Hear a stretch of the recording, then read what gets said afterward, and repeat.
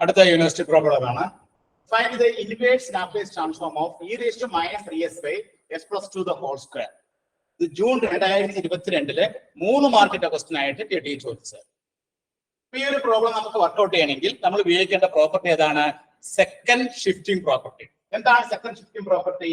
If L of f of t equal to f bar s ആണെങ്കിൽ then L of f of t minus a u of t minus a is equal to e raised to minus as f bar s. ഇവിടെ നമുക്ക് inverse ആയതുകൊണ്ട് ഇത് also we can write it as L inverse if L inverse f bar s is equal to f of t ആണെങ്കിൽ then L inverse e raised to minus as f bar s is equal to f of t minus a u of t minus. ഇവിടെ f of t കണ്ടുപിടിക്കണം, a യും കണ്ടുപിടിക്കണം. തന്നിരിക്കുന്ന question ഇവിടെ നമുക്ക് L inverse e raised to minus as f bar s. ഇവിടെ a എന്നുള്ളത് 3 എടുക്കാം. f bar s എന്നുള്ളത് എന്തായിരിക്കും? f bar s എന്നുള്ളത് 1 by s plus 2 the whole square. 1 by s plus 2 the whole square. അപ്പൊ ആദ്യം നമ്മൾ എന്ത് ചെയ്യണം? L inverse 1 by s plus 2 whole square കണ്ടുപിടിക്കണം. അപ്പൊ L inverse 1 by s plus 2 whole square കണ്ടുപിടിക്കണമെങ്കിൽ ഇതിന്റെ ഒരു ഫോർമുല ഉണ്ട്. ആ ഫോർമുല നമുക്ക് ഡെവലപ്പ് ചെയ്തെടുക്കാം. ആ ഫോർമുല ഡെവലപ്പ് ചെയ്തെടുക്കുന്നത് എങ്ങനെയാണ്? L of t raised to n എന്ന് പറഞ്ഞാൽ എന്താണ്? n factorial by s raised to n plus 1 ആണ്. അപ്പൊ L of e raised to at t raised to n എന്താണ്? ഫസ്റ്റ് ഷിഫ്റ്റിംഗ് പ്രോപ്പർട്ടി അനുസരിച്ച് n factorial by s minus a whole raised to n plus 1. Therefore, L inverse 1 by s minus a whole raised to n plus 1 എന്താണ്? t raised to n by n factorial e raised to at. നമുക്ക് വേണ്ട എന്താണ്? ഏത് ഫോർമുലയാണ് നമുക്ക് വേണ്ടത്? L inverse 1 by s minus a whole raised to n ആണ് വേണ്ടത്. ആ ഫോർമുല എന്താണ്? e raised to n minus 1 by n minus 1 factorial e raised to a. ആ ഫോർമുല നമ്മൾ ഇങ്ങനെ കണ്ടുപിടിക്കാം. അതുകൊണ്ട് ഈ ഫോർമുല നമ്മൾ ബൈ ഹാർട്ട് ആക്കേണ്ട ആവശ്യമില്ല. നമ്മൾ എക്സാമിനേഷനിൽ ഇങ്ങനെ ഒരു ക്വസ്റ്റ്യൻ വന്നു കഴിഞ്ഞാൽ ഈ ഒരു ഫോർമുല നമ്മൾ ജസ്റ്റ് ഡെവലപ്പ് ചെയ്തെടുക്കാം. L of t raised standard result നമുക്ക് അറിയാം. n factorial s raised to n plus 1 എന്ന് അറിയാം. അപ്പൊ അതിനെ നമ്മൾ ഫസ്റ്റ് ഷിഫ്റ്റിംഗ് പ്രോപ്പർട്ടി ഉപയോഗിക്കുമ്പോൾ e raised to at t raised to n എന്നുള്ള എന്താണ്? s is replaced by s minus a. അത് നമ്മൾ തിരിച്ചെടുക്കുമ്പോൾ 1 by s minus a whole raised to n plus 1 equal to t raised to n by n factorial e raised to at.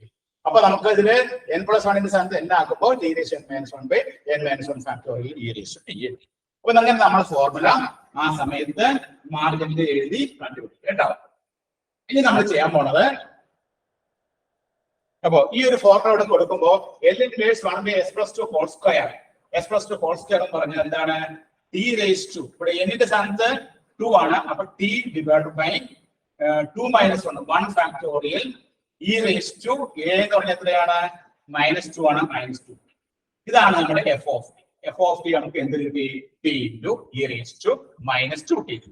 ഇനി നമുക്ക് L inverse e raised to minus 3s by s plus 2 the whole square ആണ് കണ്ടുപിടിക്കുന്നത്.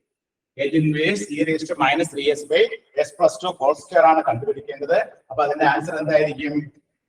അതിന്റെ answer e raised to minus as അല്ലെ? e raised to minus as f bar s അല്ലെ? അപ്പൊ ഇവിടെ e raised to minus 3s നമ്മുടെ formula ഇങ്ങനെയാണ് വരുന്നത്.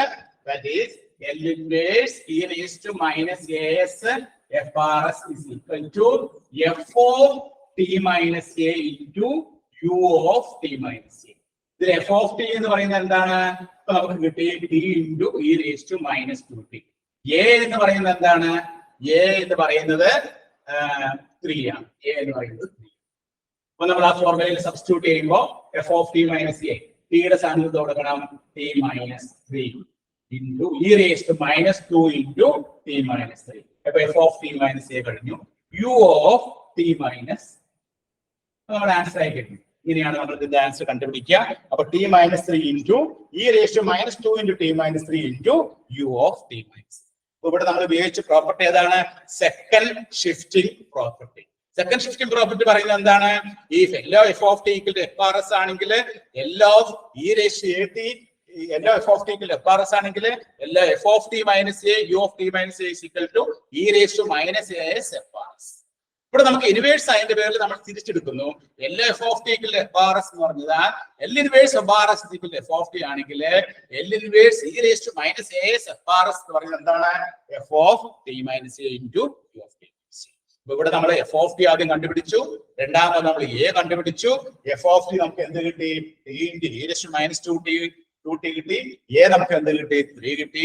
അത് നമ്മള് നമ്മുടെ ഫോർമുലയിലേക്ക് സബ്സ്റ്റിറ്റ്യൂട്ട് ചെയ്യുമ്പോൾ നമ്മുടെ ആൻസർ എന്ത് കിട്ടും? T minus 3 into E raise to minus 2 into T minus 3 U of T.